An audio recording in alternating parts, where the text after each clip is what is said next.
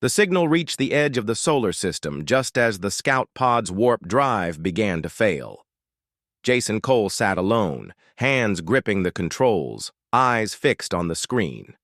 The message from Elena Morris had repeated 3 times before cutting out. He had heard it. Everyone would now. Behind him, the red dot of Proxima B vanished in a flash of light. He didn't need sensors to know what had happened. The Aesir was gone. Elena was gone. But she had bought him time. His pod shook. The engine groaned. Warp field unstable.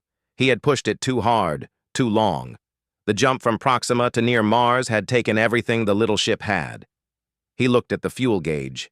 Empty. The nav system flickered. Earth was still far. Weeks away at normal speed. But he didn't have weeks. Then, a ping. A Terran patrol ship, the USS Knight, was in orbit around Mars. It had picked up his signal. A voice came through. "Unknown pod, identify yourself." Jason took a breath. "This is Lieutenant Jason Cole. I have urgent data from Proxima B. The Cathar are back. I need immediate evac." Silence. Then, "We see your signal. You're cleared to dock. Hurry." The Knight moved into position. The pod docked with a clang. Jason opened the hatch and fell out. 2 soldiers caught him. He handed over the data. "Chip. Play it. Now." They did. The room went quiet as Elena's voice filled the air. The images of the converted, the dreadnoughts, the beacon, the fleet, everything. When it ended, the captain of the Knight looked at Jason. "Is this you? Real?" "I was there," Jason said. "Elena died so you could hear it." The captain didn't wait. He sent the data to Earth Command on a secure burst pulse. Then he turned to his crew. "Battle stations. We're not hiding anymore." Across the solar system, the message spread. On Earth, in the Terran High Command bunker under Geneva, General Paula Crane read the report. She had been a child during the last war. She remembered the sirens, the dark skies, the silence after. She had sworn it would never happen again. Now it was. She stood and walked to the main chamber. "Activate all defense grids," she said. "Wake every ship in dry dock. Send word to every colony. Prepare for war." "Ma'am," an officer said, "we're not ready. Half the fleet is offline. The new pilots, we don't need—" "Ready," she said. "We need fight. Now." Within hours, ships powered up. Old cruisers, forgotten fighters, even training vessels were armed and sent into orbit. The moon base began producing ammo non-stop. Mars opened its weapon vaults. Every working gun, every missile, every soldier was called in. But they were still slow. The Cathar fleet was coming, and Earth had no Titan. On the 4th day after Jason's return, the first enemy ship reached the outer belt. It destroyed a mining station near Ceres without warning. No signal, no demand, just fire. Then another came, and another. The Terran fleet met them near Jupiter. The battle was short and brutal. The USS Knight fought hard, along with 2 cruisers and a group of fighters. They used Elena's data, the Cathar weak frequency, and hit 1 dreadnought in the core. It exploded. But 3 more took its place. The fleet was pushed back. They lost 6 ships, but they had proven one thing. The Cathar could be hurt. Back on Earth, Jason stood in front of the World Council. He was weak, still healing, but he spoke. Loud. "They don't want to talk," he said. "They don't want peace. They want to replace us, like they did on Proxima B. If we wait, if we try to run, we die. But if we fight, like Elena fought, we have a chance." He held up a photo of the Aesir standing in the snow. "This machine was built to protect us. It died doing its job. We owe it to her, to all of them, to stand." The room was silent. Then, one by one, leaders from every nation stood up. The war was on. In the weeks that followed, humanity changed. Factories ran day and night. New war machines were built. Not Titans, not yet, but fast ships, smart weapons, armor for soldiers. Scientists studied the data from Proxima b. They found a way to block the Cathar signal to free the converted before they were fully taken. Small victories, but the big ships kept coming. Then, something unexpected happened. On Titan, one of the hidden beacons was found by a group of miners. They didn't wait for orders. They planted charges and blew it up. On Mars, a team of ex-soldiers used old Cathar tech to jam a scout ship's signal. It crashed into the Red Desert. People were fighting, not just the military. Everyone. And then, a new signal came from Europa. Weak, broken, but real. This is Europa Vault. System reboot. Pilot chamber active. On Earth. Jason heard it first. He ran to command. They're trying to wake another Titan.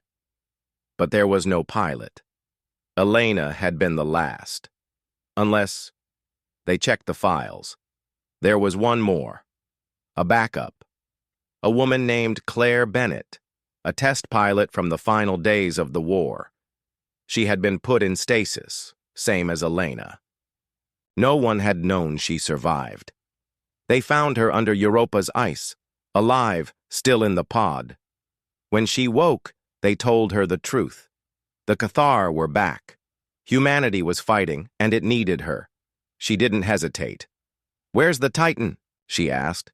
3 days later, the second war Titan, the Fenrir, rose from the ice, bigger, faster, angrier, and this time, it wasn't alone. Ships from Earth, Mars, even the outer colonies formed a line near Saturn. They waited. When the Cathar fleet came, the Fenrir led the charge. Claire piloted with fire in her eyes. Jason watched from a command ship, the data chip around his neck. The battle was loud, bright, long. But this time, humanity did not fall. This time.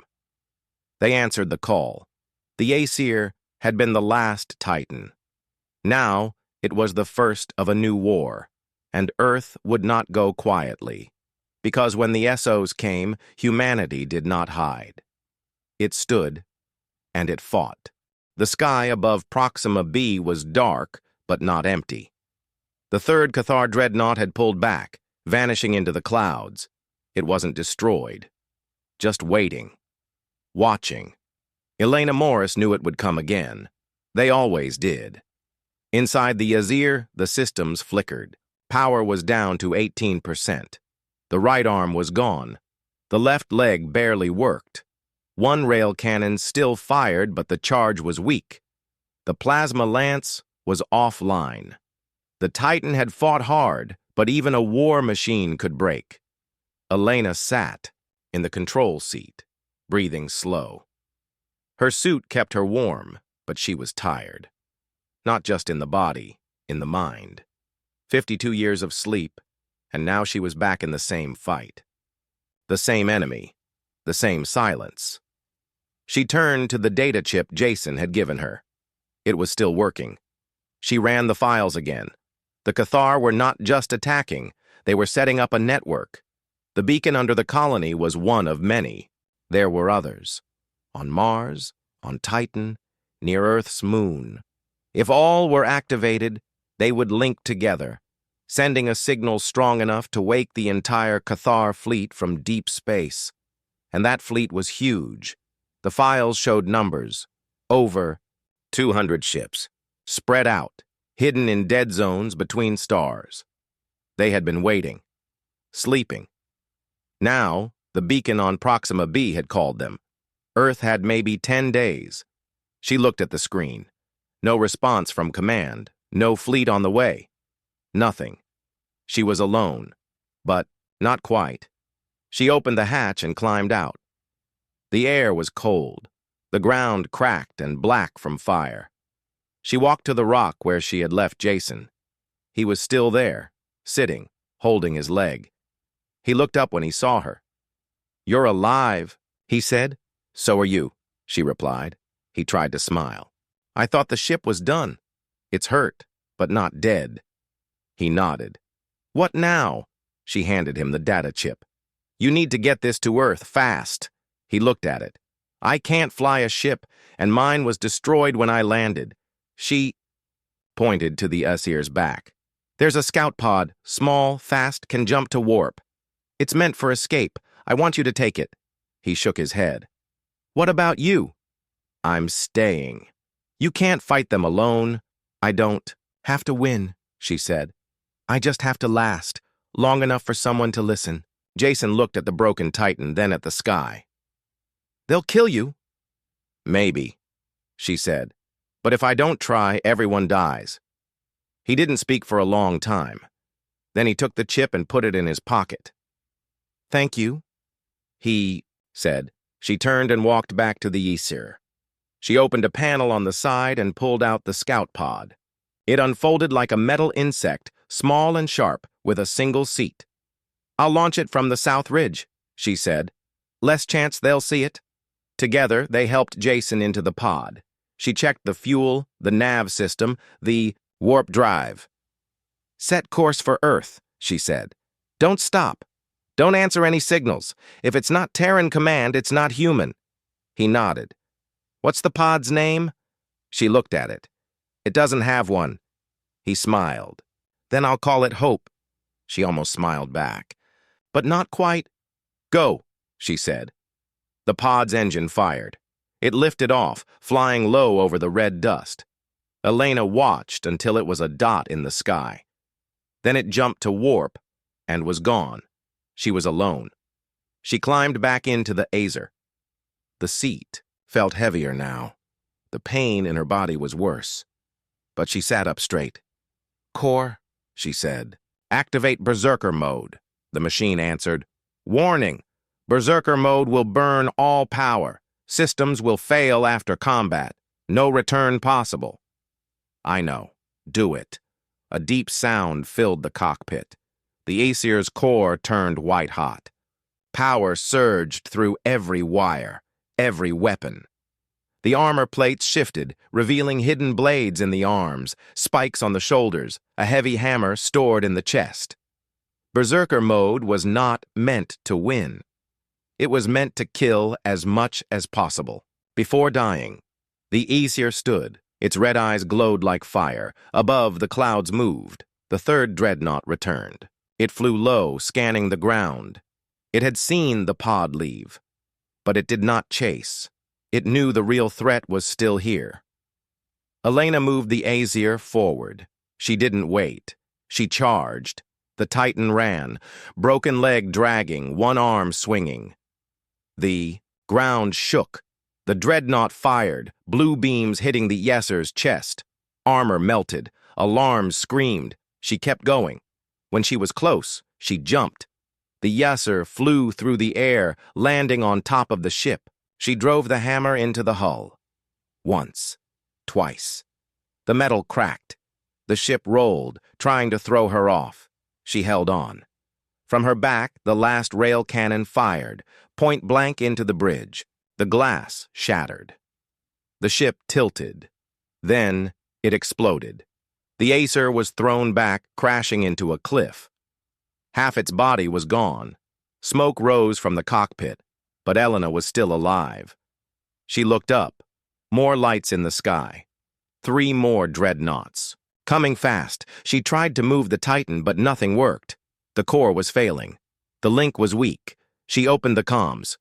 One last pulse. This is Captain Elena Morris of the Aesir. The Cathar are back. They are coming to Earth. Jason Cole is on his way with the data. Trust him. Fight. Don't wait. Don't hide. She paused, then added, We were not weak. We were human, and that was enough. She sent the pulse. Then she took off her helmet. The air was cold, thin, but she breathed it in. She looked at the stars. One by one, the dreadnoughts entered orbit. She smiled. Come on, she whispered. I'm still here. The Aesir's last weapon powered up, a core bomb built to destroy everything within 10 kilometers. It was meant for cities. Now, it would be used for 1 Titan and 3 ships. The countdown began. 5. She thought of Earth. of people walking in green fields, of children laughing. 4. She thought of Jason, flying through space, carrying the truth. 3. The dreadnoughts opened fire. 2. The Aesir's eyes burned red. 1. The explosion lit up the whole planet. On a ship near Mars, a weak signal was picked up. A voice. Broken. Strong. "The Cathar are back. Fight." Then silence. But the message was heard. Years passed. The stars did not change. The planets still turned. But the silence that once ruled the galaxy was broken. After the destruction of Orbital Forge X9 and the retreat of the Vathari fleet at Sirius, many systems began to rise. Colonies declared independence. Old trade routes reopened. Ships moved freely again. The fear that had hung over the galaxy for centuries began to fade like smoke in the wind. On Earth, life slowly returned to peace. Cities rebuilt. Farms grew. Green again. Children played in parks, not shelters. Schools taught history, not survival. President Laura Evans stayed in office, not as a war leader, but as a builder. She helped form the new alliance, humans, Zarn, Andar, and others, working together to keep the peace. But not everyone trusted it. Captain Paul Dawson stood on the bridge of the Titan, now docked in Earth's orbit. The ship had been repaired, upgraded, and renamed the Guardian. It no longer hid. It watched. It protected. He looked at the star map on the screen. Red dots marked Vathari systems. Most were quiet. No fleets, no attacks. But some signals still came. Strange, weak, like whispers in the dark. "They're not gone," he said to Amy Foster, who now served as commander of the Alliance fleet. "They're just waiting." Amy nodded. "Maybe. Or maybe they're just trying to survive like everyone else." Dawson didn't answer. He had seen too much to believe in easy peace. Below, on the surface, people celebrated the anniversary of the Forge's fall. Parades filled the streets. Speeches were made. Statues were raised, not of kings or gods, but of ordinary people. Pete Morales, Lisa Tran, Greg Turner, and others who had fought and died. Dawson avoided the events. He didn't feel like a hero. He felt like a soldier who hadn't finished his duty. One night, Rick Malone called him to the sensor room. "You need to see this," Rick said. On the screen was a weak signal, picked up near the edge of Vathari, space. Not a war message, not a fleet movement. It was a distress call. In broken English, a voice said, "This is Shuttle V7. We are civilian. We were attacked. Only 3 alive. Please, help." The signal came from near the old prison moon, K-13. Dawson frowned. Why would civilians be there? "Maybe refugees," Amy said. "Or defectors. Or a trap," Dawson replied. They argued for hours.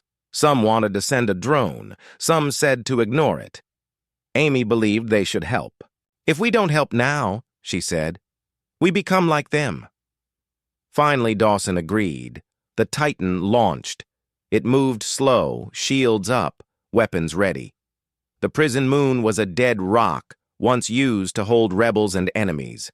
Now it was abandoned. On the records, at least. As they got closer, sensors picked up wreckage, small ships, torn apart, bodies in suits floating in silence. Then a shuttle, damaged, spinning slowly, appeared near the moon's shadow. The Titan pulled it in.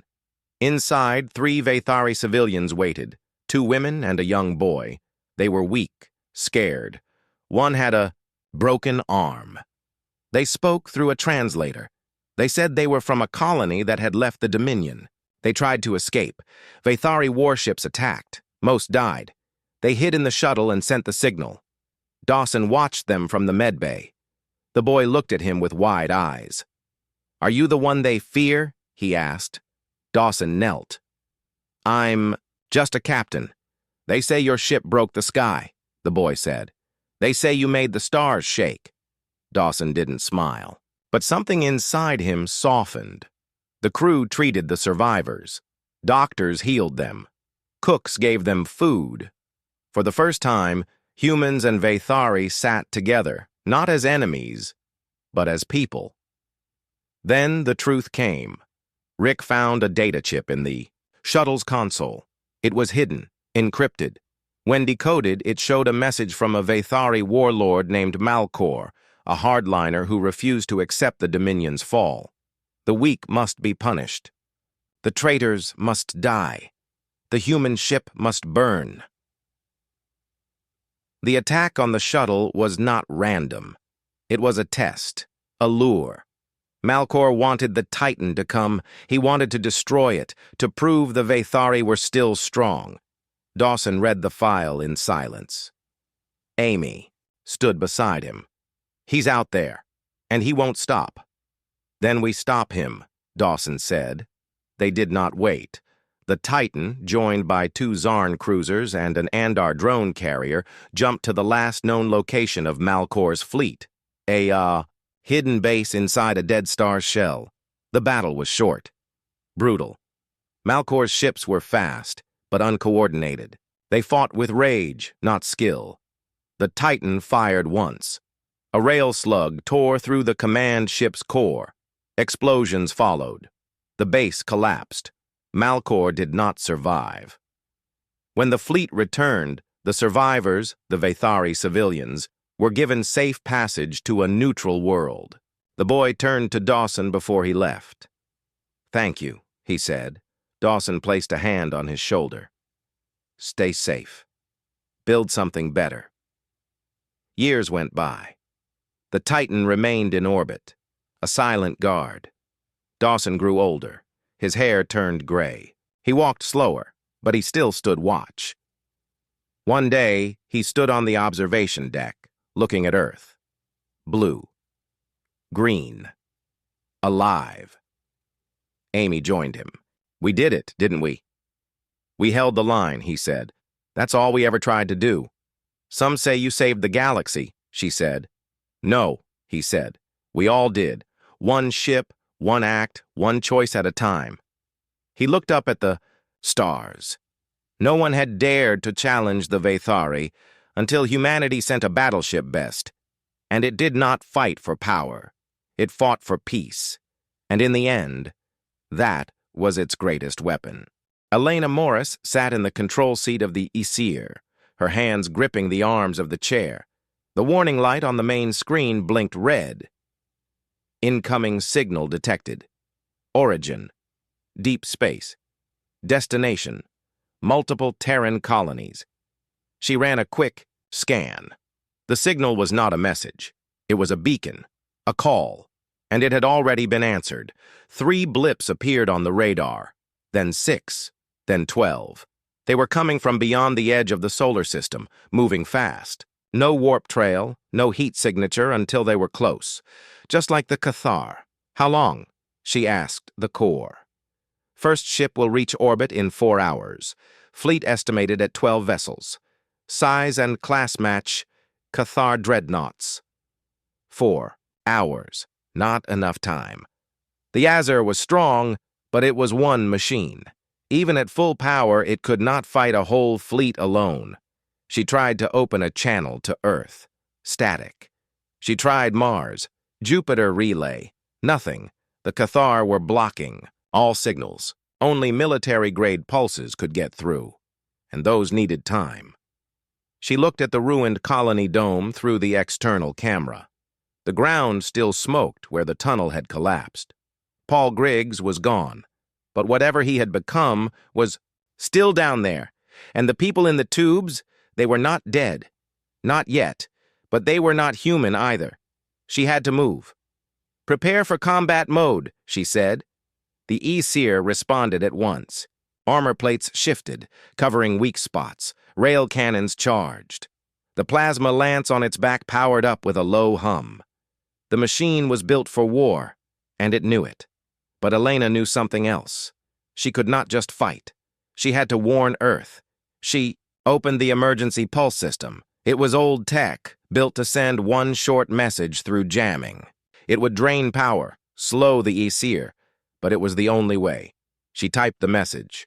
Cathar fleet incoming. 12 ships. Estimated arrival 4 hours. Proxima B lost. Repeat, Cathar are back. She added Jason Cole's name as the source, to give it weight. Then she sent it. The pulse fired into space, a narrow beam aimed at the inner planets. It would take 20 minutes to reach Mars, longer to reach Earth. Now all she could do was wait and fight. She moved the Aesir toward the colony dome. If the Cathar were using it as a base, she had to destroy it. No more hosts. No more spreading. As she approached, the ground cracked open again. Not from the same spot. From 5 places. Black smoke rose. Then shapes climbed out. They were not fully Cathar, not fully human. They moved on long limbs, their bodies twisted, eyes glowing red. Some wore torn clothes. Others had weapons fused to their arms. The converted. They saw the Aesir and stopped. Then, as one, they turned and ran at it.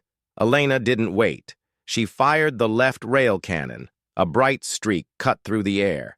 The first 3 converted, exploded into pieces. The shockwave knocked down the rest, but they got up. More came from the tunnels, dozens, then hundreds.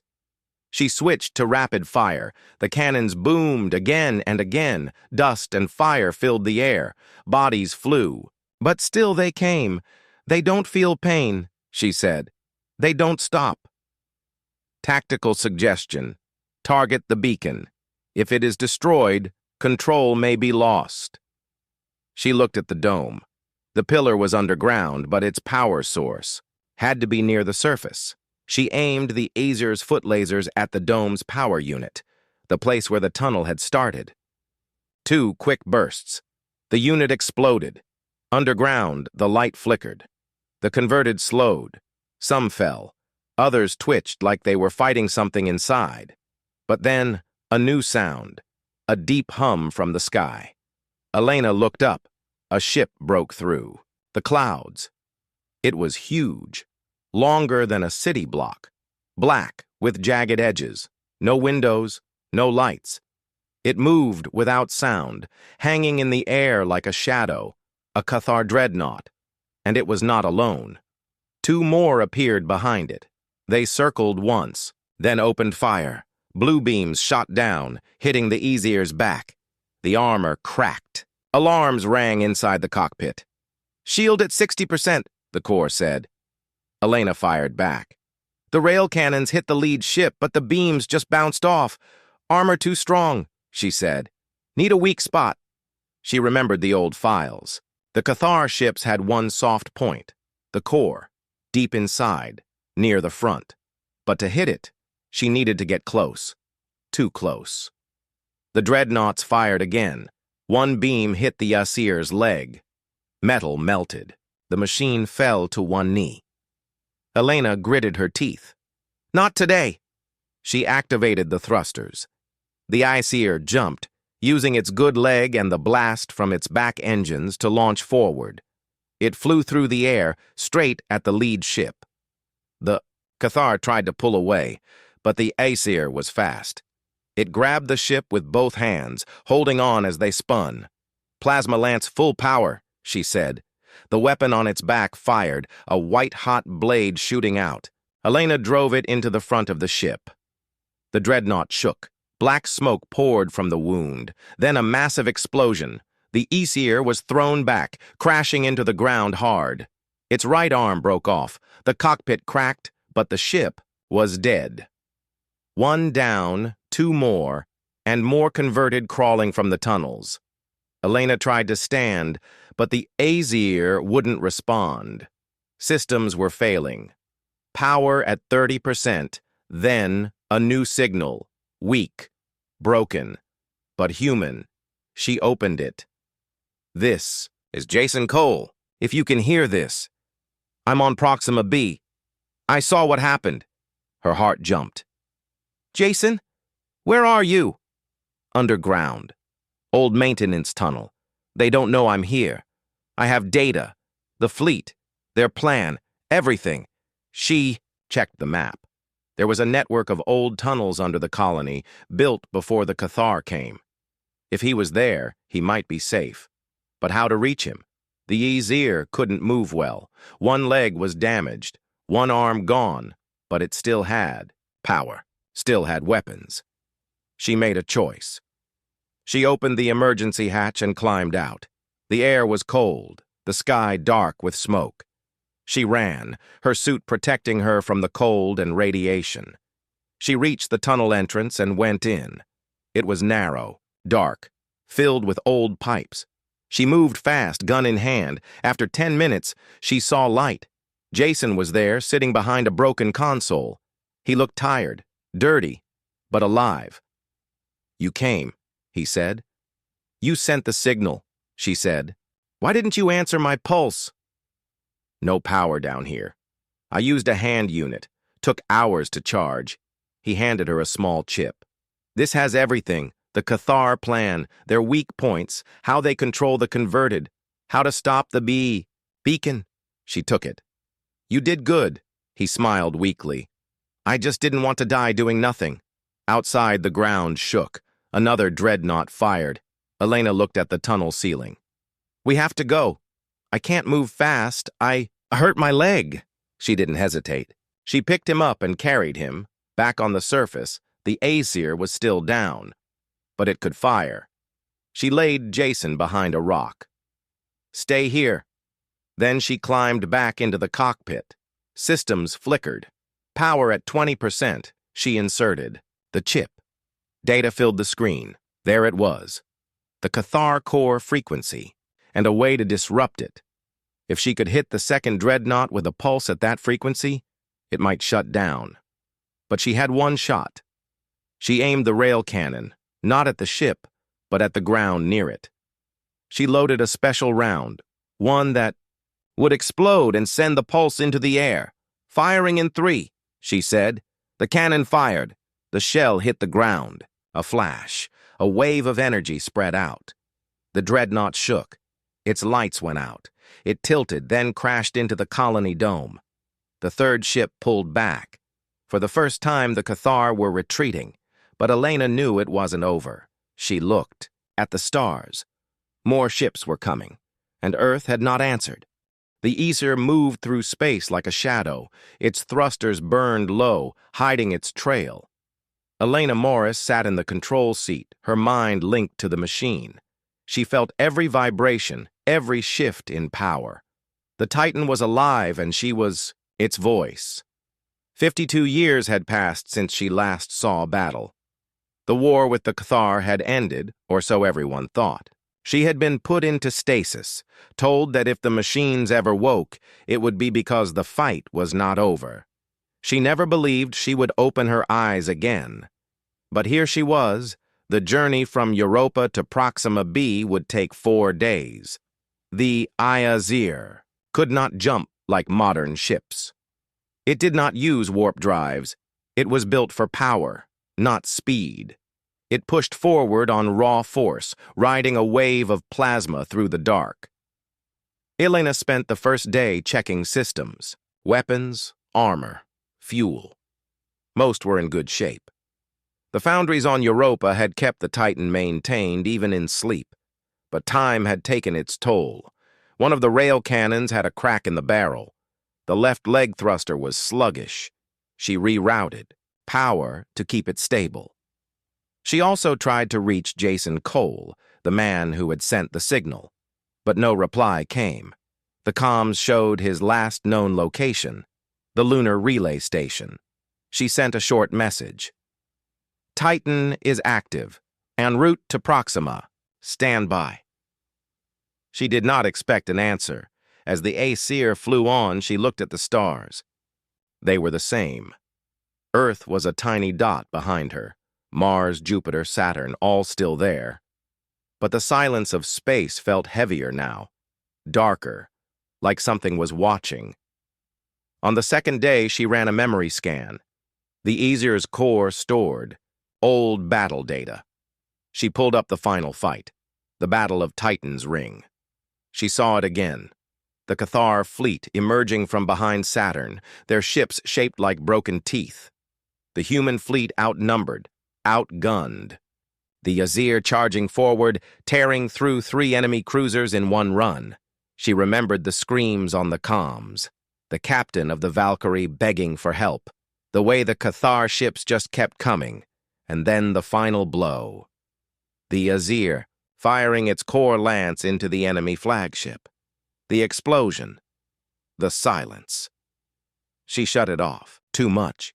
She slept in short bursts. The suit fed her nutrients, kept her awake. But dreams came. Dreams of fire. Of voices calling her name. Of a child's hand reaching out from a ruined dome. She woke each time, heart pounding. On the 3rd day, the Aesir passed Mars. The red planet hung in the sky, its canyons and deserts still scarred from the war. Old wreckage floated in orbit, ships that never made it home. Elena changed course slightly. There was a weapons depot on the far side of Phobos, a moon of Mars. It was automated, but if it still worked, she could reload. She guided the Titan into orbit. The depot's sensors picked her up. A robotic voice crackled on the comms. Unknown vessel, identify. This is Captain Elena Morris, pilot of the Aesir, requesting resupply. Long silence. Then, identity confirmed. Access. Granted. The depot opened. Arms reached out, loading fresh ammo into the Aesir's racks. New shielding gel was pumped into the outer plates. A message appeared on her screen. Godspeed, Captain. We never thought we'd see you again. She didn't reply, but for the first time in days, she felt less alone.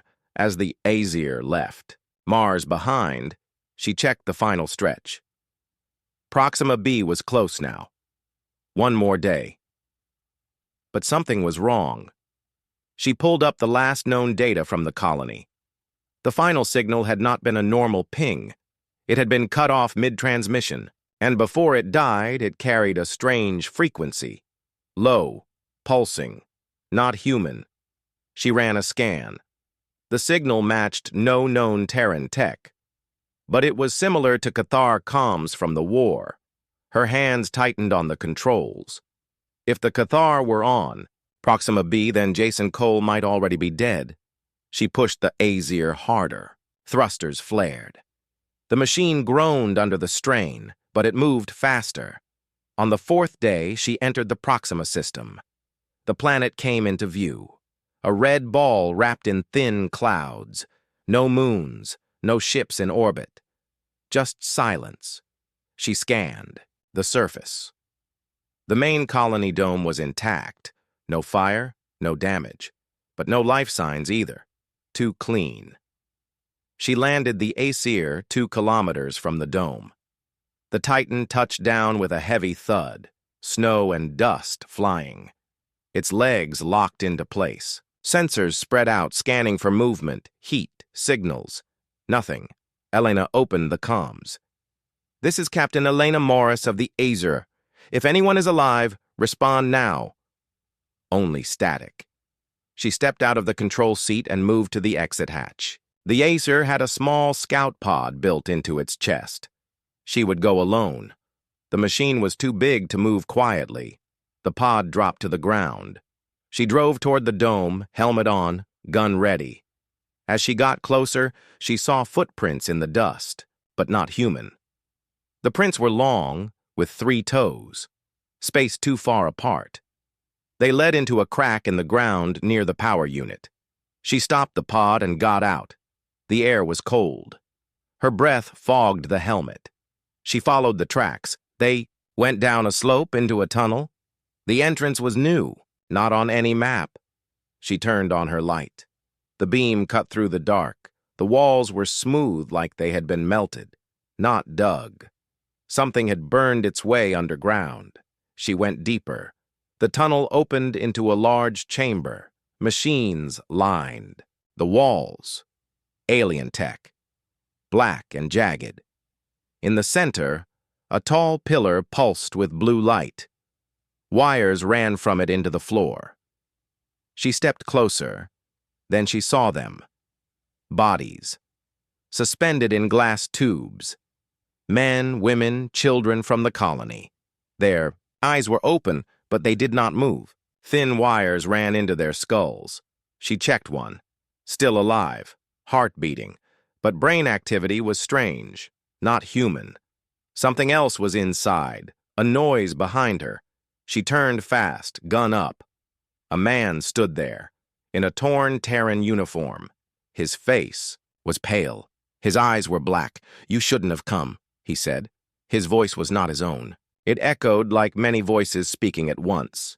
"Who are you?" Elena asked. "I was Paul Griggs, commander of this post.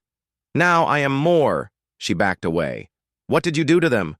"We saved them, upgraded them. The Cathar do not destroy. They evolve." She raised her gun. "You're not human." He smiled. "You are weak, slow, emotional. We offer strength, but you will resist. Like always." She fired. The shot hit his chest. He didn't fall. He didn't bleed. He just looked down, then back at her. "You cannot stop what is coming." She ran. Behind her, the chamber lit up. The pillar flared. The bodies in the tubes twitched. She reached the pod and fired the engine. It shot forward as the ground shook. The tunnel collapsed behind her. She didn't stop until she reached the Azier. She climbed back into the control seat, heart racing. "We have a problem," she said. The core responded. "Enemy presence confirmed. Cathar tech detected. Threat level, extreme." She looked at the dome, now dark against the red sky. "They're already here." Then the sensors screamed. A signal had been sent. Not from the colony, from deep space. And something was answering. Ships were coming. The war was not over. It had just begun again. The year was 2347. The sky above the moon was dark, filled with stars that never blinked. Far away, past Mars and Jupiter, a frozen moon named Europa sat quietly in the shadow of Jupiter. Under its thick ice, something waited, something big, on the moon. In a small control room built into a crater, Jason Cole sat alone. He was a lieutenant in the Terran Space Watch, a small group that monitored deep space signals. His job was simple. Check the pings from human colonies. Make sure they were still alive, still talking. Most days it was boring. Today, it felt wrong. 3 days ago, the colony on Proxima B had stopped sending its daily signal. Proxima B was a small world, red and dusty, with thin air and cold nights. It had only 500 people, farmers, scientists, and their families. They grew food, studied the soil, and sent reports back to Earth. They always checked in. Always. But not this time. Jason leaned forward in his chair, eyes on the screen. He tapped the keyboard. "Run full diagnostic on Proxima Link." The computer beeped. Red letters flashed. "No signal detected. Line intact. No interference." That meant the problem wasn't on his end. The system was fine. The colony's side was silent. He rubbed his eyes. Maybe it was a storm. Maybe the antenna got buried in red dust. He had seen it happen before. But 3 days? That was too long. He opened a file on his screen. It showed a photo of Proxima B's main dome, taken just a week ago. People walked outside in light suits. Children played near a greenhouse. Smoke rose from the power unit. Life was normal. Now, nothing. He thought about calling Earth Command, but he knew what they would say. "Don't panic. Wait for the next ping. Could be a glitch." They had said that when the Mars outposts went quiet during the Cathar War, by the time they acted, it was too late. Jason had been a kid then. He remembered the news feeds, cities burning, ships falling from the sky, the silence that came after. Humanity had won, but at a terrible cost. Billions died. The war machines, Built to fight the Cathar were too powerful, too destructive. After the war, most were shut down. Some were destroyed. Others were hidden. One of them was buried under the ice of Europa. Its name was the Aesir, a war titan, a machine the size of a skyscraper, built to crush alien ships and level cities. It had fought in the final battle near Saturn. When the war ended, it was taken apart, sealed, and put to sleep. Only a few knew it still existed.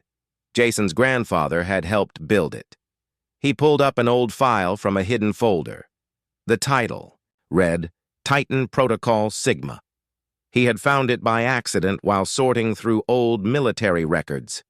It said that if all human forces failed and no help was coming, the Aesir could be awakened, but only by someone with the right blood and the right code. He looked at his hand. His grandfather's ring was still on his finger, a simple silver band with a small chip inside. It had been passed down for years. His dad said it was just a keepsake. Jason knew better. He stared at the blank screen. Proxima B was still silent. He took a deep breath and typed a command into the system. It asked for biometric scan. He placed his hand on the pad. The ring touched the metal. A light turned green. Access granted, the computer said. A new screen opened. It showed a map of the solar system. A red dot blinked on Europa. Another on Proxima B. A line connected them. He typed the message. Proxima B silent. Suspected breach. Invoke Titan Protocol Sigma. He paused. This was not a small thing. Waking the Aesir could start a panic. Earth Command might call it treason. But if the Cathar were back and no one did anything, then everyone would die. He pressed send. A pulse fired from the moon's surface, a narrow beam of light shooting into space. It traveled fast, faster than any ship, moving toward Jupiter, toward Europa. Under the ice, deep in a vault made of steel and rock, a machine felt the signal. Its core, cold for over 50 years, gave a tiny spark. Then another. Lights flickered. In the dark, a voice, silent for decades, whispered in the empty chamber. Signal received. Gears turned. Wires hummed. Power flowed through frozen circuits. The air filled with a low vibration, like a heartbeat waking up. In the center of the room, a glass tube cracked open. Blue liquid drained away. Inside, a woman floated, her body wrapped in a tight suit, wires connected to her head and chest. Her name was Elena Morris. Captain. Pilot. The last one who could control the Aesir. Her eyes opened. For a moment, she didn't move, didn't breathe. Then her chest rose. Her fingers twitched, a gasp escaped her lips. She was alive. The voice spoke again inside her mind. Systems online. Awakening sequence complete. You have been in stasis for 52 years, 7 months, and 3 days. Elena sat up slowly. The glass tube opened. Cold air hit her skin. She fell to her knees, shaking. Her muscles didn't want to work. Her head pounded. What happened? She asked, voice weak. You were preserved. The war ended. The Titan was deactivated. Then why am I awake? Distress signal from Proxima B. Activation code used. Command authority confirmed. She looked around. The room was the same. The Aesir stood in the center, tall and dark, its armor scarred from old battles. Its eyes, 2 red lenses, were off. She pulled herself up using a metal rail. Every step hurt. But she kept going. She had trained for this. Even in sleep, her mind had rehearsed the steps. She reached the spine ladder and climbed. Each rung was familiar. She reached the top and entered the control chamber. The pilot seat was waiting. She sat down. The harness closed around her. Needles slid into her neck and back, connecting her mind to the machine. Link me, she said. The core glowed red. Data flooded her vision. Power levels, weapon status, damage reports. Most systems were green. The Aesir was ready. "Where is the threat?" she asked. "Unknown. Signal came from Terran Lieutenant Jason Cole. He claims Proxima B is compromised." Elena closed her eyes. She remembered the Cathar. Tall, dark, moving without sound. Their ships like shadows. They had destroyed cities in minutes. They did not speak. They did not ask for surrender. They just took. If they were back, then humanity was in danger.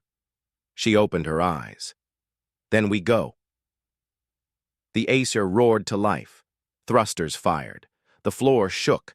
Ice cracked above as the machine stood, its massive frame breaking through layers of frozen water and rock. Snow fell as the Titan stepped forward. Its red eyes lit up. It looked at the sky. Jupiter hung above, huge and striped. Elena gripped the controls. "Let's see what's out there." The Wazer lifted off, its thrusters burning blue. It rose through the thin atmosphere and into space behind it. The moon was quiet again, but the war was not over. Far away on Proxima B, the red dust moved. Something under the ground began to hum. A signal had been sent, not from the colony, from below, and it was answered.